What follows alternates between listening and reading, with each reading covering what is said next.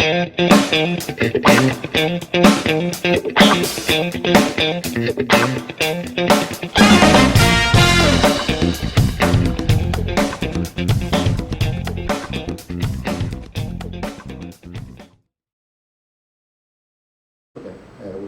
이호진 회장님, 네, 인사. 큰 박수 부탁드리겠습니다.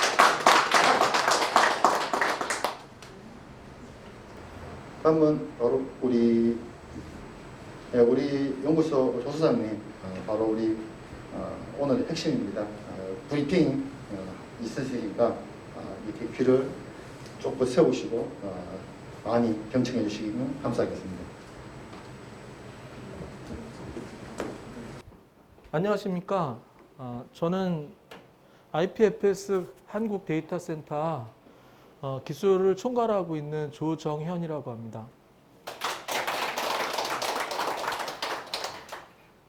먼저 오늘 이렇게 포항에서 영업소를 이렇게 오픈하게 돼가지고 또 굉장히 기쁘고요.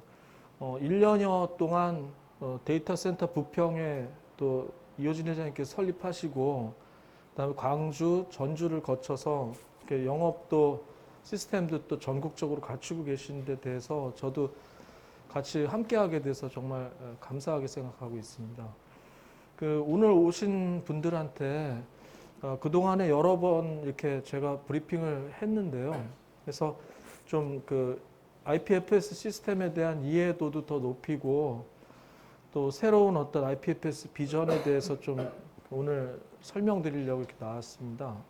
그래서 주로 이제 회장님도 이번 오픈 시기에는 이런 기술이나 아니면은 시스템에 대한 설명 위주로 좀 하라고 하셔서 오늘은 특별히 이렇게 여러분들이 이렇게 IPFS 하면은 앞으로 미래 일들을 지금 준비하고 있는 것으로 오해하고 계신데요. 이미 우리 시스템에서 사용되고 있는 이런 내용들도 오늘 보여드리면서 좀 지난번 또 그 전 유튜브에 많이 올라가 있는데요.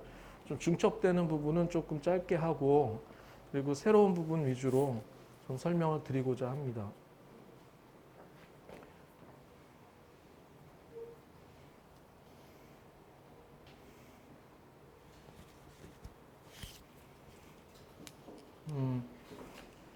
오늘 설명드리고자 하는 것은 역시 매번 이제 우리가 말씀드리고 있는 IPFS 시스템과 그에 따른 보상 경제 에코시스템인 파일코인에 대한 설명을 드리려고 합니다. 사실 많은 분들이 아시는 듯해도 심지어는 이제 저희 내부 인원들도 제가 이렇게 얘기하면 앞에서 들을 땐 다 고개 끄덕거리시다가 돌아서는 이해 안 간다고 그러시는 분들도 많이 계신 건데요.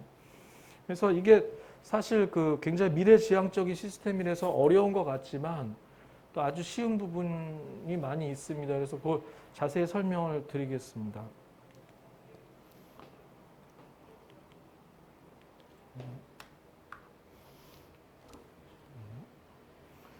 먼저 센터 소개를 조금 드려야 되는데 원래는 회장님께서 하셔야 되는데 제가 그냥 직접 하겠습니다. 저희 IPFS 한국 데이터 센터는 2021년 5월에 부평에 이제 총 220개 렉 기준으로 이제 설립을 시작을 했고요.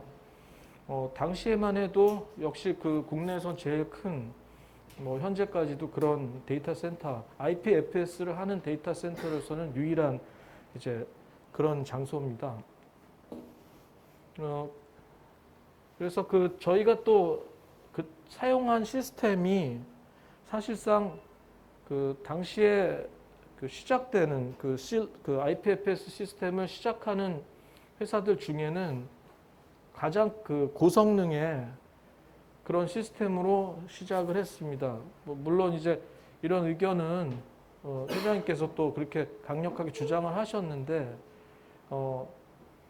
이게 또 맞아 들었습니다. 그러니까 이후에 소개해드리겠지만 한 1년 사이에 엄청나게 많이 또 발전했거든요. 그래서 그때 당시에 그렇게 투자하지 않았으면 이제 지금 적용도 안 된 거죠. 그래서 타사 같은 경우는 아예 그 64기가 실링은 하지도 못하고 이제 업데이트를 못하는 상황까지 오는데요. 저희는 뭐 굉장히 그 풀 시스템 자체를 애초부터 고성능으로 준비해서 원활하게 현재도 운영을 하고 있습니다.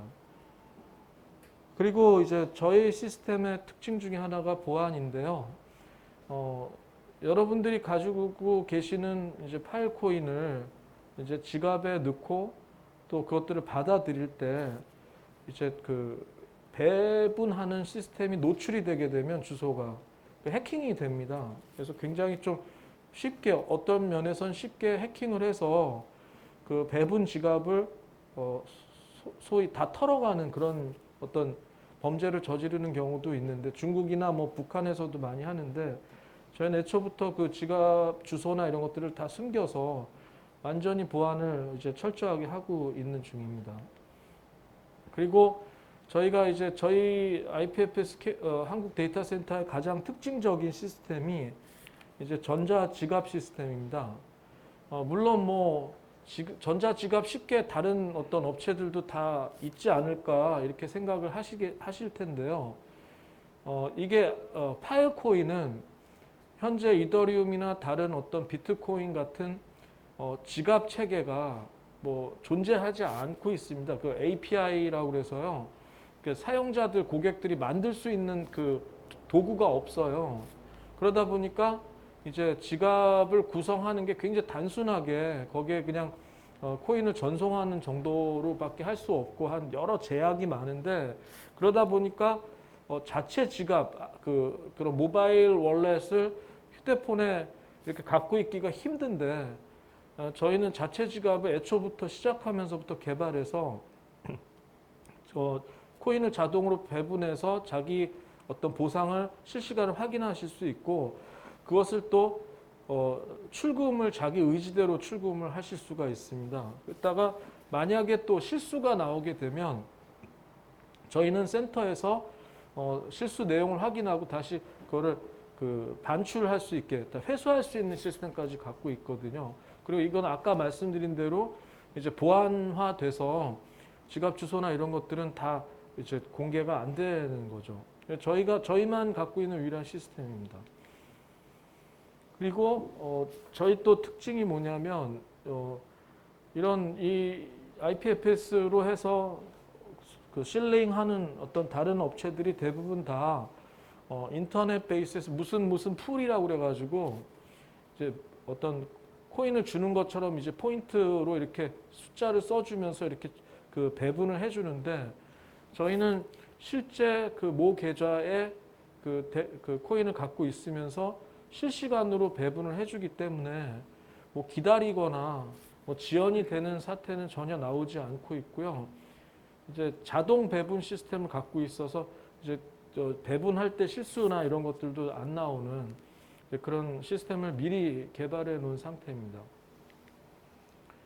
그리고 저희는 또 부평에 대형의 데이터 센터가 있지만 광주와 전주에 마이크로 데이터 센터라고 해가지고요. 이제 약간 소규모로 독립 노드를 구성하는 그런 방식으로 지금 현재 데이터 센터를 구성을 했습니다. 그 이유는 저희가 이런 식의 데이터 센터, 마이크로 데이터 센터를 만듦으로써 IPFS의 특징이 이제 본인이 자료를 저장할 때 나머지 그 30% 정도, 뭐 정확한 수치는 아닌데요. 30% 정도는 우리 센터의 자료가 저장이 되고 나머지 70%는 전 세계 그 알고리즘에 의해서 흩어지면서 저장이 되는데 이것을 이제 우리가 직접 받아서 우리 그룹으로 이 저장 보상을 우리가 더 많이 받을 수 있는 시스템을 만들고자 지금 진행을 하고 있는 겁니다. 그래서 현재 광주하고 전주에 투쟁이나 지진이나 자연재해 그리고 여러 어떤 어려움들이 생겼을 때 소실되게 되는 거죠. 그래서 사실 우리가 이런 디지털화한 어떤 저장 방식이 안전하다고 생각할 수 있지만 반대로 어떤 그 모여 있는 데이터가 일순간에 소실이 되면 아주 소중한 뭐 문화유산들이 없어지게 되는 거죠.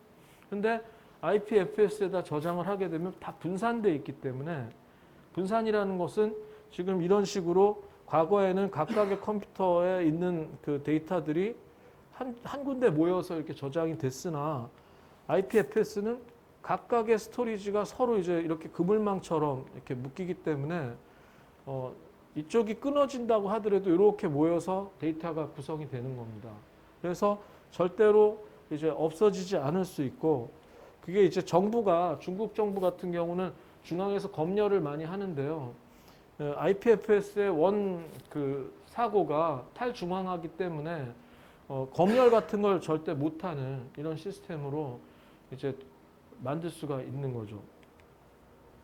그리고 또 IPFS를 쓸 때 사람들이 조금 이제 그 이해할 수 없는 게, 분산돼 있으면 느릴 거 아니냐라는 생각을 많이 하십니다. 뭐냐면 데이터 분산돼 있으면 그걸 다 끌어와서 이렇게 조립을 하는 시간도 있고 당연히 느린 게 맞지 않냐고 하시는데, 사실 이거는 분산된 조각이 전 세계적으로 퍼져 있으면서 자기한테 가장 가까운 쪽의 조각들을 동시에 끌어와서 조립을 하기 때문에 훨씬 빠릅니다.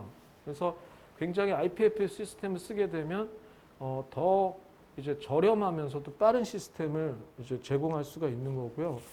그리고 이것들이 다 아까 서두에 말씀드린 것처럼 뭐 이제 앞으로 할 일이 아니라 이미 이 많은 업체들이 IPFS를 쓰기 시작했습니다. 그래서 특히 여러분들 아신 넷플릭스나 뭐 이런 유명한 구글도 쓰고 있고요. 이따가 설명드릴 이더리움, 그 코인 중에 또 많이 알려지는 이더리움이 IPFS를 사용해서 쓰고 있고, NFT도 다 IPFS를 많이 쓸 수밖에 없어요. 싸고 빠르니까요. 그럼 얼마나 싸냐? 현재는 반값 이하인데요. 실제로 이게 상용화 됐을 때는 10분의 1 가격이 될 수가 있습니다. 왜냐하면 이따 설명드릴 이 가격을 구글이나 뭐 삼성이나 어떤 그 특정 기업에서 좌지우지하면서 이렇게 그 가격을 컨트롤할 수가 없어요. 그러니까 서로 경쟁해서 싸게 제공해야 사가니까 결과적으로는 점점 싸질 수밖에 없는 아주 영리한 구조로 이제 개발을 하는 상태입니다. 그래서 이 4차 산업을 얘기할 때 이 IPFS를 빼놓을 수가 없는 겁니다. 앞으로 IPFS를 사용하지 않고는, 그러니까 소위 말해서 이렇게 하드디스크를 한 기업이 왕창 쌓아놓고 무슨 정보 제공 사업을 하겠다고 하는 것 자체가 굉장히 넌센스가 되는 거고요. 이미 다 전 세계에 만들어지고 있는 어마어마한 IPFS 스토리지들을 쓰는 게 훨씬 빠르고 저렴하다는 거죠. 그리고 특히 이전에 웹 1.0, 90년대 초에 그 인터넷에서 이렇게 제공되던 서비스들은 웹 1.0이라고 그래서 초기 서비스였는데, 최근이 이제 지금 여러분들 쓰고 계신 게 HTTPS, 보안이 가가된 웹 2.0이거든요. 근데 지금 최근에 작년 올해 계속 화두가 되는 게 웹 3.0입니다. 그러니까 2.0의 다음 단계는 무엇이냐? 그것은 IPFS입니다. 그러니까 HTTPS 해가지고 어떤 서버로 접속해서 끌어오는 것이 아니라 IPFS로 하면 전 세계에 있는 서버에서 끌어오는 거죠. 데이터를요. 그렇게 되는 겁니다. 그래서 지금 웹3의 가장 최선의 솔루션이 IPFS라고 다들 얘기하고 있습니다. 왜냐하면 지금 탈중앙화를 해야 되는데 그거는 블록체인이 필연적인 거고, 거기에 IPFS. 이게 그 웹3의 주역들인데요. 비트코인, 이더리움 있지만 여기 보시는 대로 IPFS하고 파일코인이 그 주역을 담당하고 있는 겁니다. 그래서 무조건 웹 1.0 때 여러분들 그 얼마나 성공을 했는지 기억하실 겁니다. 넷스케이프, 야후 이런 게 굉장히 커졌었죠. 웹 2.0 때 구글, 크롬, 그다음에 익스플로러 이거 엄청 커졌죠. 아마존 무지하게 돈 벌었죠. 웹 3.0 때 이제 주역이 되는 IPFS와 프로토콜 랩스와 파일코인은 무조건 또 엄청난 부가 될 거로 이제 확신을 하고 있습니다. 이 프로토콜 랩스를 만든 사람이 이 후안 베넷이라는 그 청년인데요. 이분이 2015년 1월에 IPFS라는 걸 창안한 겁니다. 그러니까 우리가 하는 파일코인, IPFS의 창시자가 이 후안 베넷이고요. 이 회사하고 우리하고 일을 하는 겁니다. 그러니까 직접적으로요. 그래서 이게 가장 큰 화두가 되면서 2016년에요. 결과적으로는 전 세계적인 막강한 투자 회사들이 세계에서 가장 큰 ICO 그 투자해서 코인을 발행을 하는 사업에 엄청난 투자를 했습니다. 그래서 여기 보이는 그 뭐 이런 세콰이어 펀드 같은 데는 뭐 쿠팡, 마켓컬리, 배달의 민족 이런 데 다 투자한 회사고요. 여기에서 투자한 회사들 중에 뭐 실패한 경우는 거의 없을 정도의 그런 막강한 이제 자금력을 가지고 있는 회사들이 대거 참여했습니다. 그리고 최초에 이제 최초로 미국 증권거래소에서 허가를 받아서 이거를 발행을 한 최초의 코인이고요. 8월 10일 날, 2017년 8월 10일 날 ICO 했는데 한 달 만에 2억 5,700만 달러, 3천억 원 정도 모았습니다. 이것을 이제 개발하고 이런 데다 쓴 거고요. 그리고 이 ICO 돈을 아무나한테 받지도 않았고 이 ICO 참여 자격이 미국 영주권자, 수입 20만 달러 연 수입 이상, 자산이 100만 달러 이상의 증빙을 줘야 투자를 할 수 있게 했는데도 한 달 만에 2억 5,700만 달러가 모였다는 거죠. 그래서 2017년 세계 1위, 현재까지도 세계 3위 기록을 갖고 있는 엄청나게 성공한 코인이라고 말씀드릴 수 있습니다. 그리고 이 사업에 여러분들 아시다시피 이제 IPFS 저장소를 만들면 그게 곧 채굴처럼 이제 그 비트코인 채굴이나 이더리움 채굴처럼 코인을 주게 됩니다. 보상을 주게 되는데 이 사업에 현재 얼마나 이게 많은 회사들이 참여하고 있냐면 3,995 노드니까 한 회사가 한 10개 한다고 해도 한 줄잡아 하여튼 1,000여 개 이상의 회사들이 참여해서 성공을 2,300개 정도 했고요. 88만 개 정도가 시도해서 실패를 하는 겁니다. 이게. 그러니까 이거를 하고 싶다고 할 수 있는 게 아니라 그 노드를 만들어내고 운영을 할 수 있는 데까지 가는 데까지가 그렇게 어렵습니다. 그래서 저희는 현재 1,400위 정도 저희가 현재 하고 있고요. 이제 대다수의 업체들이 이제 대부분 다 시도했다가 못하는 경우가 많이 있습니다. 그리고 파일코인은 이 스토리지를 만드는 데 있어서 보상으로 주는 보상 체계인데요. 이 보상 체계가 20억 개가 발행이 돼서 186년 걸립니다. 총 보상이 나오는데 그래서 14억 개가 지금 진행이 되고 있고요. 그 중에 70%가 우리 같은 IPFS 서버 제공자들한테 보상으로 제공이 되는 겁니다. 다시 한번 이해시켜 드리기 위해서 설명을 드리면 이 사업은 저장소를 만들어서 우리가 파는 게 아닙니다. 이 미국에서 만든 그 경제 환경, 이 환경 속에 우리 저장소를 넣어서 입증을 하는 겁니다. 건전한 저장소고 깨끗한 저장소인지 입증을 해주면 데이터를 쓸 사람들이 우리가 미국에서 만들어 놓은 그 마켓에 들어와서 서로 비딩한 가격과 품질을 보고 결정을 해서 저장을 하게 되면 저장을 함과 동시에 보상을 받고 처음에 저장소를 만든 거에 대해서 보상을 받으니까 그냥 우린 만들어 놓고 보상을 계속 받는, 운영을 잘하면 보상받는 시스템입니다. 그 경제 활동을 위해서 파일코인이 있는 거라서 기존에 이렇게 그냥 단순히 암호를 풀어가지고 코인을 만들어내는 채굴 같은 것들하고는 좀 많이 틀립니다. 그리고 여긴 중요한 부분인데 이거를 이제 영업하시거나 설명하시려면 아무래도 이제 어떤 식으로 보상이 나오는지부터 설명이 돼야 되거든요. 그러니까 뭐 얼마나 돈이 되는지를 알아야 되잖아요. 그래서 크게 파일코인은 3가지 정도의 그 보상 체계를 갖고 있습니다. 그러니까 처음에 블록 증명이라고 그래가지고요. 이렇게 설치가 완료돼 가지고 이렇게 암호화를 막 합니다. 그 안에다가 암호화를 해서 설치해 가지고 설치된 데에 이게 안전하게 데이터를 저장할 수 있구나라는 게 증명이 되면 그때 증명에 대한 대가로 15%를 주고요. 그 다음에 고객이 직접 거기다 데이터를 저장하게 되면 그거를 고객이 임의로 여기다 저장하세요는 아니고요. 어마어마하게 큰 마켓에 들어가서 이제 그 어떤 그 스토리지 어떤 안정성 이런 게 보입니다. 가격도 보이고. 그럼 거기에 저장을 하면 이제 저장되면서 이렇게 15% 이건 10배 보상이라고 그러는데 뒤에 나옵니다. 이렇게 하게 되고 그리고 나머지 70%가 히트라고 그래가지고 그 안에 저장된 영화나 이런 것들을 끌어다가 보게 되면 한번 볼 때마다 계속 그 보상이 나오는 겁니다. 그러니까 우리가 지금 얘기하고 있는 소위 말하는 채굴 형태의 것들은 요 단계밖에 안 되는 거죠. 요 15%.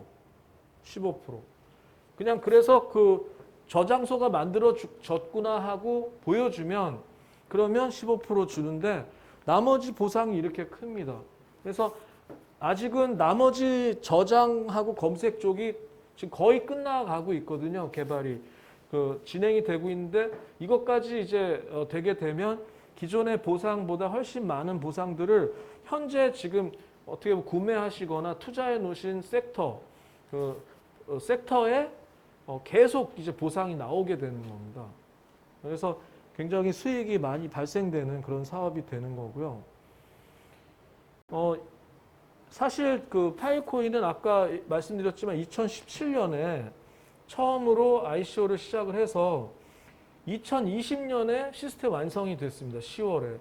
그동안은 계속 개발만 하고 있었습니다. 그래서 많은 사람들이 이 파일코인이 진짜냐, 진짜 이런 생태계가 만들어질 것이냐라는 거에 대한 의구심을 많이 갖고 2020년 10월 전에는 뭐 사실 거래소에 올라가 있긴 했지만 이제 많은 주목을 받지 못하다가 2020년 10월에 정식으로 메인넷이 런칭을 하게 되면서 뭐 그래프 보시면 아시지만 뭐 초기에 뭐 하여튼 몇만 원이었던 게 하여튼 20만 원 이상 30만 원 가까이까지 이제 폭등을 했죠. 그리고 그 이유 중에 하나가 기존의 어떤 그 무책임한 그러니까 무책임하다는 거는 뭐 중국에서 많이 그렇게들 하는데 이렇게 그 코인 같은 걸 만들어 놓고 막 채굴하는 시스템 만들고 이렇게 투자를 많이 이끈 다음에 그냥 던져버리거든요. 그래가지고 많은 피해자들도 생기고 막 이러는데 이런 것들을 막기 위해서 파일코인은 엄격한 그 보상 시스템, 그 보상과 담보 시스템을 쓰고 있습니다. 그러니까 무슨 얘기냐면 이것을 그 사업에 참여하려면 섹터 단위에 따르는 파일코인을 다시 담보로 넣어야 되는 이 부분 굉장히 중요한 부분이고 아실이라고 보는데요. 그래서 그 담보를 넣어놓고 그럼 담보를 왜 넣느냐? 그 만약에 만들었다가 보상만 받고 그냥 섹터 내리게 되면 참 피해자들이 생기잖아요. 그 데이터도 없어지고 내리게 되면 그 담보를 다 그냥 태워버립니다. 소각시킵니다. 그렇게 소각시킨 게 뭐 작년에도 8천만 개 넘었으니까 지금은 더 될 거고요. 그러다 보니까 파일코인은 결과적으로는 시장에 많이 돌아다니기가 힘든 코인입니다. 사실상 자기가 보상으로 받든지 샀다고 하더라도 다시 또 담보로 들어가기 때문에 이게 환경이 넓어지면서요. 그리고 또 운영 안 하는 사람들 그대로 방치하는 게 아니라 엄격하게 매일 24시간마다 체크를 해서요. 그 시간에 제대로 그 서버가 운영이 되는지가 확인이 안 되면 바로 그냥 소각을 시켜버립니다. 그래서 굉장히 무서운 거죠. 우리가 지금 이 시스템을 유지하고 있는데 만약에 실수로 뭘 잘못하든지 아니면 제대로 안 움직이면 말씀대로 그 다음날 소각이 되기 때문에 엄청난 그 손실을 얻을 수가 있거든요. 그래서 그렇게 관리를 하고 있는 그런 시스템이고요. 제가 또 이제 굉장히 이 프로토콜 랩스를 신뢰하고 좋아하는 이유가 여기 보시면 2020년 10월에 메인넷이 출시를 한 다음에 지속적으로 자기들이 예견하고 발표했던 것들을 다 완성을 해갑니다. 이 회사는. 그래서 여기 보시면 크게는 두 가지인데요. 파일코인 코인을 담는 블록체인 네트워크가 발전을 하는 이 굉장히 어려운 얘기입니다. 이거는 이더리움도 지금 막 바뀌고 이더리움이 6월이 되면 그 증명 방식이 바뀌면서 이제 모든 채굴은 다 끝나버립니다. 이더리움은요. 근데 그런 것처럼 네트워크가 이렇게 바뀌는 건데요. 밑에는 네트워크가 바뀌는 거고 위에는 그 실링하는 그 도구가 바뀌는데 이 아가씨가 제니 주주라고 이제 아시아 퍼시픽 전체를 담당하는 그런 분입니다. 근데 이분이 주로 이렇게 발표를 하는데 자기 그 블로그에다 이게 2021년 4월에 1.9를 발표를 한 겁니다. 로터스 그 도구를. 그리고 그때 2021년 6월에 파이코인 네트워크 V13이 이제 나온 겁니다. 그게 굉장히 빠른 하이퍼 드라이브라고 그래서 굉장히 빠른 네트워크로 발전됐거든요. 그러고는 바로 또 2021년 5월이니까 4월이었고 5월 달에 10이 나왔습니다. 10은 정식 버전이거든요. 1.10이 나왔고 이걸 통해서 하이퍼 드라이브를 지원하게 만들었고 2021년 10월에 5월 지나서 10월에 14 네트워크 14로 업그레이드했습니다. 이게 초콜릿이라는 어떤 그 프로젝트 명을 가지고 그래서 굉장히 기존보다 빨라지고 시스템이 이제 안정화되면서 그 안에 저장하고 그 검색 쪽에 이제 시스템이 들어가기 시작했고요.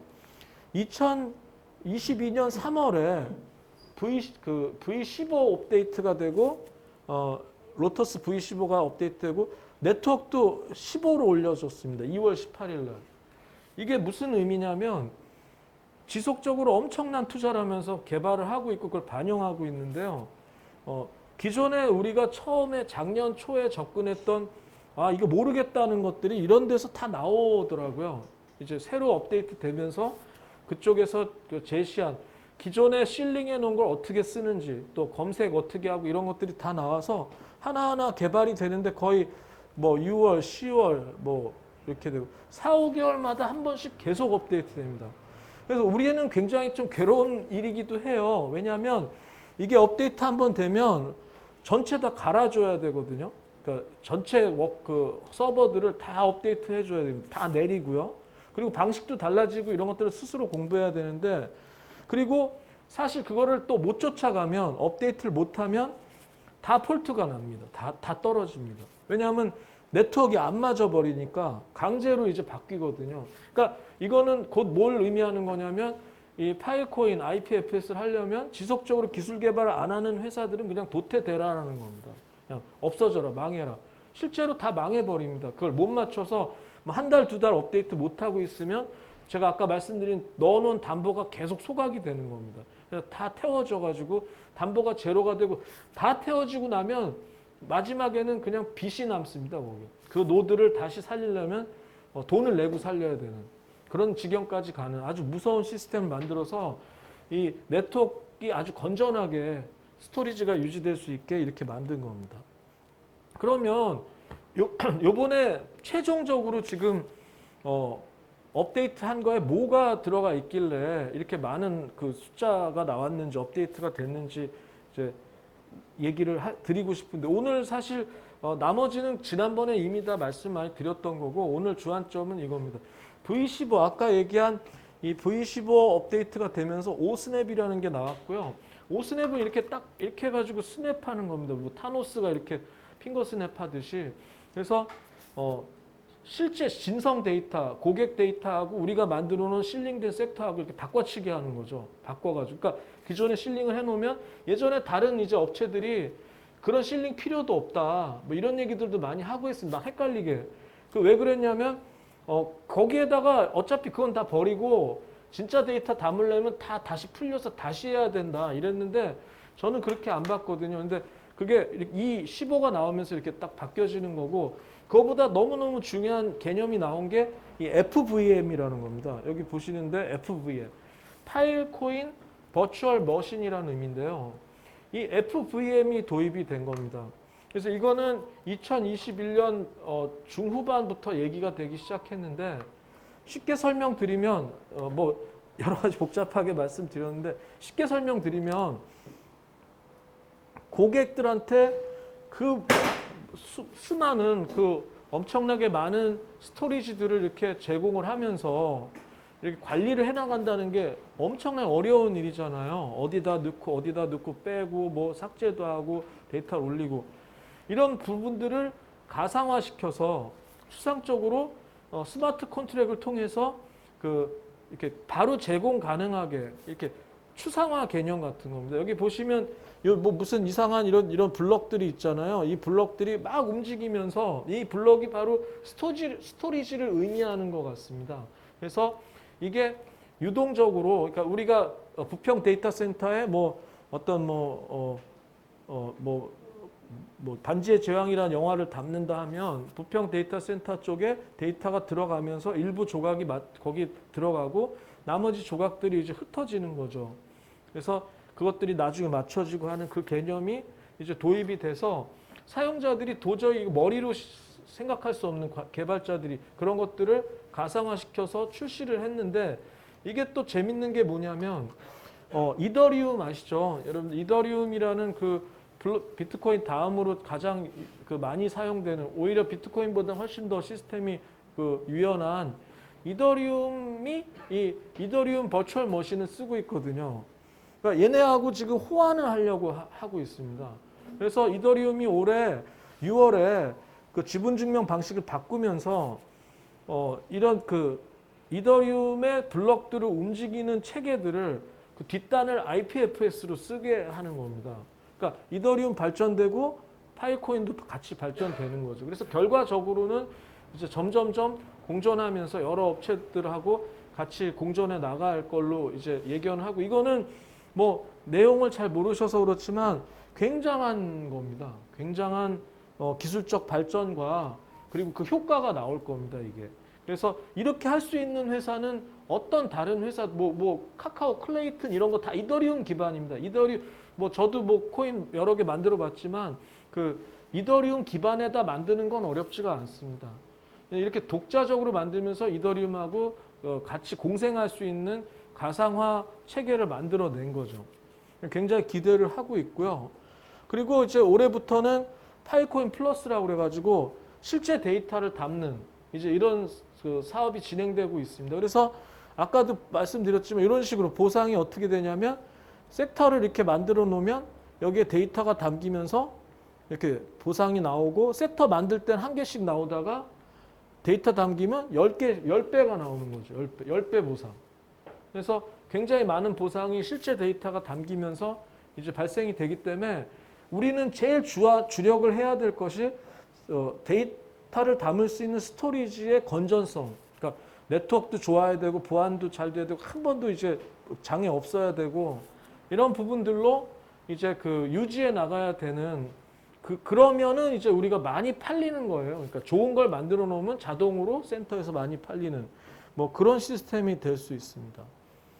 그리고 제가 또 최근에 굉장히 많이 그 어떤 관심을 갖고 있는 게 바로 이 NFT 쪽인데요. 여러분들 많이 들으셨겠지만 파일코인이 이 NFT 대체 불가능한 코인과 연동할 수 있게 시스템을 내놨습니다. 그 무슨 의미냐면 여러분들 아시다시피 대체 불가능한 코인과 그러면 일반 코인이 뭐가 다르냐? 펀저블 코인과 논 펀저블의 차이가 뭐냐면 일반 코인들은 몇십억 개를 발행을 해가지고 계속 증가가 되면서 이렇게 교환을 하잖아요. 근데 이 반대로 이 NFT는 딱 그 지정된 개수만 해서 딱 세상에서 그 발행된 한 개 한 개가 딱 유일하게 되는 겁니다.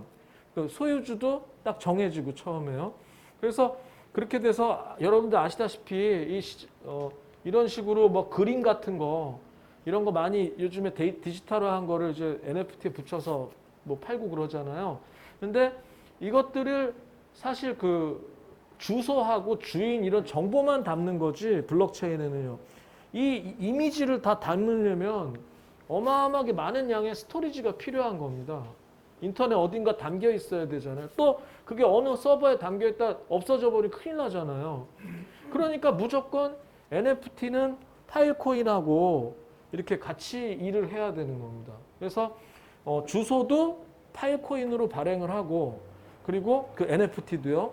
실제 데이터는 파일코인 스토리지, 그 IPFS 스토리지에 저장이 되는 거죠. 그러니까 NFT는 파일코인으로 발행을 하고 그리고 스토리지는 파일코인 경제 생태계에서 운영되는 그 IPFS 망에 저장되는. 그래서 앞으로 지금 이게 피나타 뭐 이런 시스템들이 막 나오고 있는데요. 파일코인을 가지고 또 IPFS를 가지고 NFT를 많이 이제 운영을 하게 될 겁니다. 그래서 NFT의 유일한 최상의 선택이 IPFS다 이렇게 말씀을 드릴 수가 있습니다. 여기까지가 제가 그 준비한 내용인데 실제로 제가 여러분들이 궁금하시잖아요. 이게 IPFS에 그냥 여러분들이 투자를 하는데 그게 뭔지 난 한 번도 본 적도 없고 써본 적도 없으시잖아요. 그래서 마치 그냥 미래 세계 것들에 대해서 가상으로 가상화폐니까 사실 가상화폐라는 말을 쓰는 거 아닙니다. 암호화폐가 정확한 말이거든요. 가상화폐라고는 미국에서도 얘기 안 합니다. 가끔씩 얘기하지 암호화폐가 맞습니다. 그래서 이 암호화폐 사업으로만 생각하시고 계시는 데 있어서 IPFS가 어떤 식으로 동작되는지 보여드리려고 제가 준비를 좀 해왔거든요. 사실은 준비를 할 것도 없습니다. 이게 지금 그 FVM 이제 사이트인데 그 프로토콜 랩스 파일코인은 이런 식으로 거의 대부분의 정보들이 공개되어 있습니다. 그러면 여기 보시면 만약에 내가 이게 지금 제 웹브라우저잖아요. 여러분들 쓰시는 뭐 익스플로러 이거는 크롬이거든요. 예, 저 맥북에서 쓰고 있는데 여기 보시면 우리 노드들도 이렇게 나오고 뭐 그냥 일반적인 이제 우리 지금 계속 증가되고 있죠. 예, 그런 일반적인 그냥 브라우저입니다. 그러니까 HTTPS 쓰시잖아요. 근데 여기 보시면 여기 오른쪽 위에 조금해서 잘 안 보이는데 그 IPFS 로고가 있는 게 있어요. 이걸 눌러보면 여기에 IPFS라 뜨죠. 이게 브라우저에 합쳐져 있는 겁니다. 합쳐져 있어서 요거를 지금이라도 인터넷에서 집에 있는 PC에다 다운을 받으시면 이렇게 합쳐집니다. 브라우저에. 그 확장 데스크탑이라고 그러는데 그럼 여기에서 딱 요걸 키고 이거 키면은 IPFS 활성화시킬 수도 있고 죽일 수도 있는데 자기 클라이언트를요. 켜놓고 그리고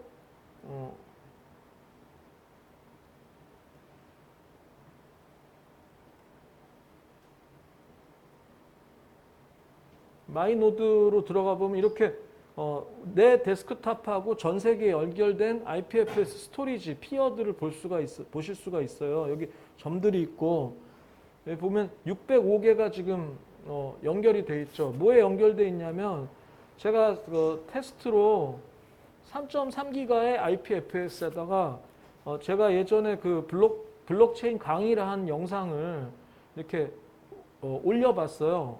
올려봤더니 이게 아까 보여드린 대로 전 세계에 이렇게 피어들 607개의 피어들에 이렇게 붙어 있더라고요. 여기 보시면 남한, 구미, 마포구, 고양시, 마포구, 진주, 한국이 많이 붙고 이게 왜 그러냐면 여기서 제일 가까운 데부터 붙어요. 이렇게 끌어오는 거예요. 그리고 먼 데로 보면 뭐 정주, 일본하고 아주 먼 데도 나와요. 미국, 말레이시아, 그리고 항저우. 이런 식으로 여기 점 보시면 점들이 자꾸 늘어나죠. 이게 다른 피어들이 그러니까 전 세계에 있는 스토리지들. 이거 누군지 모르죠. 우리는 이 IPFS 네트워크에서. 그러면 여기에 이걸 뭐에 쓰냐 그러면 이렇게 가지고 그냥 만약에 급하게 뭐 저장하고 싶어요. 뭐 자료들 어디다 올려놔야 되는데 그러면 저장하고 싶으면 이런 식으로 그냥 금방 올리는 거예요. 제가 지금 올렸거든요. 지금 동영상 하나를요. 그러면 동영상 하나를 올리고 여기 1메가짜리 작은 걸 올려봤어요. 그러면 이게 또 말씀드린 대로 전 세계 지금 962개가 됐는데 이거를 쫙 저장을 이제 분산해서 한 거예요. 그래서 여러분들이 무슨 USB 이런 거 가지고 다니시잖아요.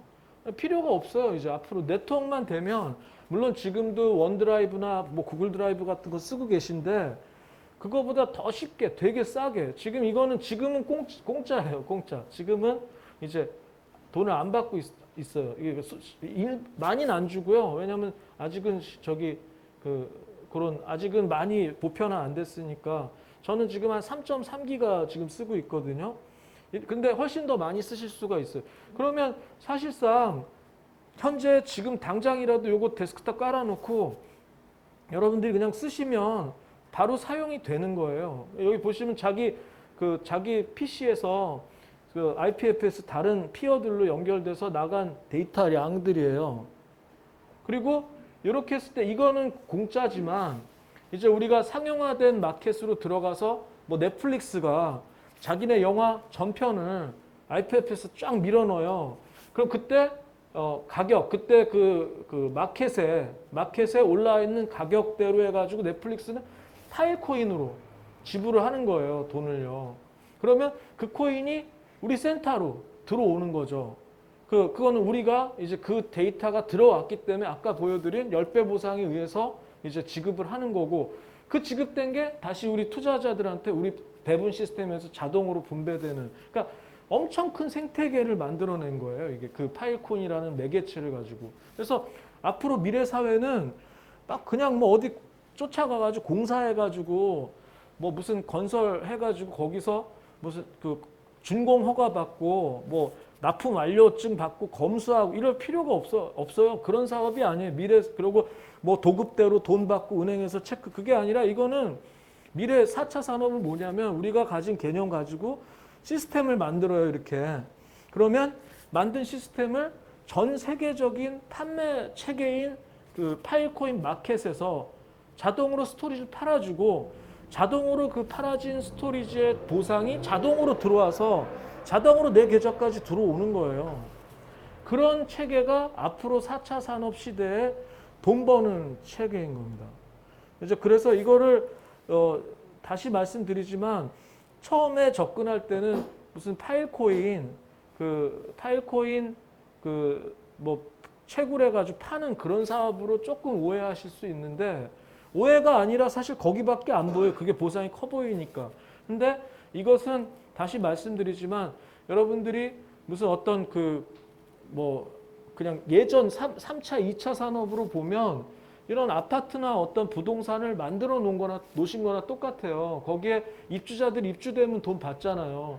그거를 예전 같은 방식이 아니라 완전 자동화된 방식으로 받고요. 그리고 제일 좋은 게 뭐냐면 지금 시작 시점이라서 가격이 아주 낮지만 이제 점점 이 파일코인 시스템하고 IPFS 시스템이 정착이 되고, 이제 누구도 없으면 못 쓰는 거니까요. IPFS에 저장을 못하면 오늘도 생활이 안 돼. 이게 끊어지면 난리가 나요. 그런 시대가 되면 그 가치가, 경제 가치가 엄청나게 폭증한다는 거죠. 그래서 올해 말해서 내년 초까지 되면 이 지금 프로토콜 랩스가 예상했던 서비스들이 다 오픈이 될 거예요. 그리고 내년 후반이 되면 아마 웹 3.0의 가장 대표적인 서비스로 자리 잡으면서 자동적으로 파일코인의 가치하고 IPFS의 대중화가 올 거라고 저는 확신하고 있거든요. 그래서 우리 센터는 무조건 그냥 양질의 스토리지를 많이 만들고 그것을 잘 운영하고, 또 스토리지를 만드는 데서 막대한 비용이 들잖아요. 그걸 최선으로 적은 비용으로 많이 만들 수 있게 그런 연구 개발을 하면서 이제 앞으로도 더 늘려나갈 거예요. 그래서 지금 전 세계에 뭐 몇 엑사바이트 뭐 나오지만 우리도 엑사바이트 아니라 제타바이트까지 만들어야 될 상황이에요. 그러니까 한국이 미리 만들어 놔야 돼요. 그래야 이 파일코인 또 IPFS가 대중화됐을 때 우리 시스템을 쓰지, 우리 한국에 있지도 않는데, 스토리지 있지도 않는데 뭐 대중화돼서 그때부터 하면 이거는 하루아침에 되질 않아요. 이 페타까지 늘리는데 뭐 수백 대의 서버가 한 1년 걸려버려요. 그렇게 어려운 건데 암호화가 있기 때문에. 뭐 비트코인 저기 200만 개 남았는데 지금 100년 걸린다니까요. 그거 채굴하는데. 그러니까 이거 그러니까 지금부터 계속 준비해서 우리가 엑사바이트, 페타는 넘어서 엑사바이트, 1000페타가 1엑사잖아요. 제타바이트는 1000엑사가 제타예요. 거기까지 늘려놔야 이제 해외에서 막대한 데이터가 올 때 우리 쪽으로 다 들어온다고요. 우리 대한민국은 또 네트워크가 아주 좋아서 유리해요. 저 아프리카나 남미나 뭐 이런 데는 아예 이건 대상도 안 돼. 중국보다도 우리가 훨씬 유리하고, 그러니까 네트워크와 스토리지 이거에 대한 어떤 우위점을 우리 IPFS 한국 데이터 센터가 가지면서 이제 뭐 멀리도 아니에요. 몇 년 후에 올 대중화를 우리가 빨리 준비해야 되는 그런 시기니까요. 여러분들이 이걸 영업을 하실 때 포인트를 잘 잡으셔서 소개를 하면 사실 조금만 지나면 이걸 왜 안 하는지에 대한 의구심을 가질 거예요. 그런 정도의 대중화 시대가 올 걸로 확신하고 그래서 제가 이렇게 좀 시연까지 좀 보여드렸습니다. 오늘 이상으로 마치겠습니다.